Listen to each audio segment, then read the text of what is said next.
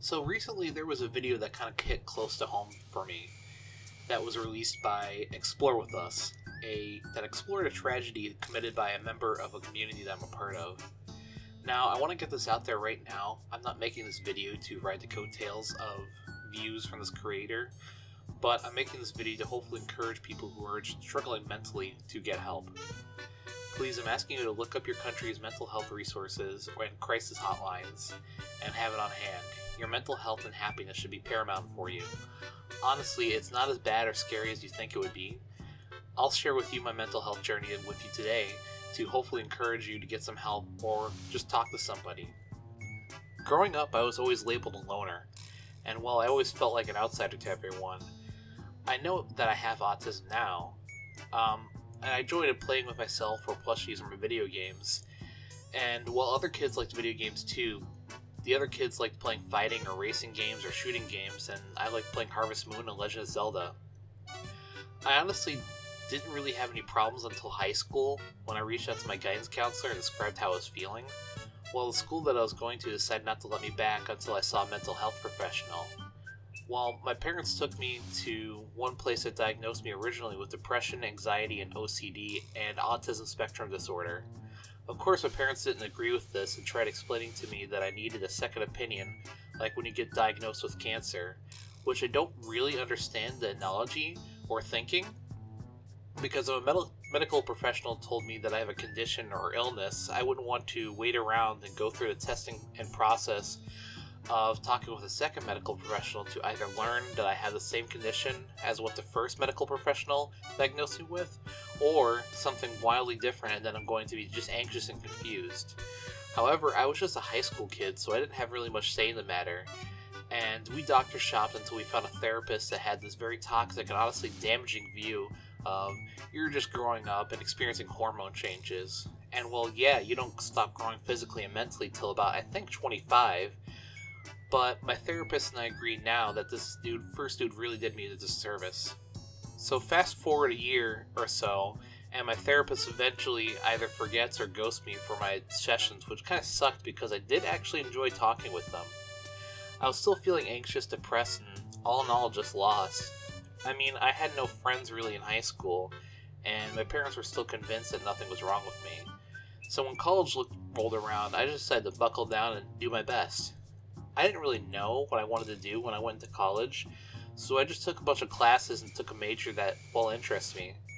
However, eventually the workload and just the expectations and how every day was changing and someone was expecting something different from me led to me having a lot of anxiety attacks, which was horrifying to me because, I felt like I was dying.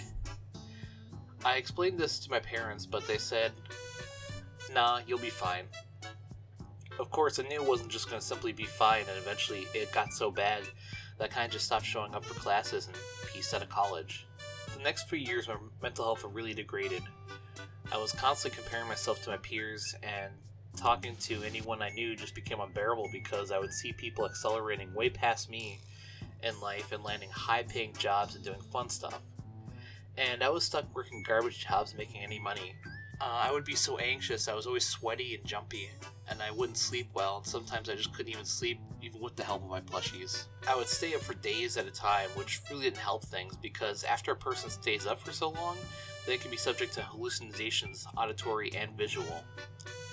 So, then I started turning towards things in my environment that I would go around and inspect every surface of the house for mold, spray down gas lines to see if they were leaking, and bought different detectors for different forms of gases and chemicals.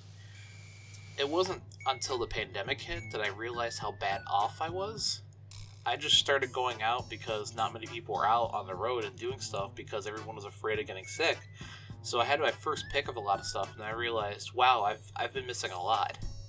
So eventually I found a good job where I had access to health insurance and even had to lean on my boyfriend a lot, until I was able to work with the courage to go see a mental health professional. Honestly, after the first session where I was diagnosed with anxiety and depression again and received a prescription, felt like a breath of fresh air or a sunrise after a bad night of storms. I was always hopeful I would get better and that I would eventually get on track, but it was just actually happening right now. I felt I was finally getting help and I had medicine. Of course, explaining to my parents what I had done was hard, but I was so over them trying to wish me to be normal that I was just like, yeah, this is what I have, and I'm taking medicine and I'm paying for it. Of course, they made fun of me, so I would just walk away whenever they did that. They also said the medicine would take about a month or so to start seeing effects from it, but honestly, I was seeing effects after a couple of weeks. One of the scary things was that since the medicine was changing my brain chemistry, I was having tremors and being forgetful and just being overall really tired. The tremors stopped though, and I'm better about remembering stuff, although I'm still tired most of the time. But that's a side effect of the medicine.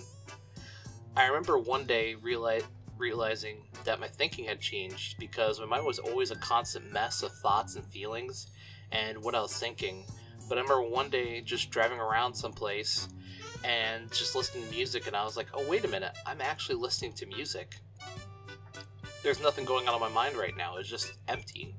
Which made me feel really happy because for the first time in a long time, I was experiencing just silence in my head. I even started smiling and laughing at stuff, which I hadn't done in years. I honestly cannot express how much better I feel. Like, honestly, I don't know how I was living before, and honestly, I wasn't truly living.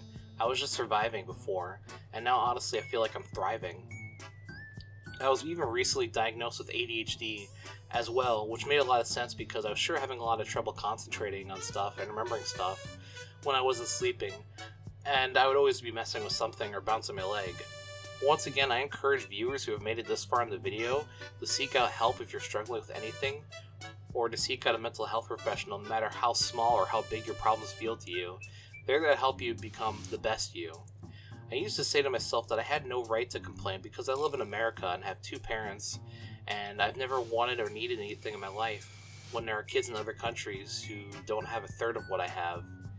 You're a person and you're valid. You deserve to be happy, you deserve to feel good, you deserve to feel love. Well, that's this week's video. I hope you guys enjoyed it. I want to thank you for watching and listening to a stuffed unicorn ramble on like me.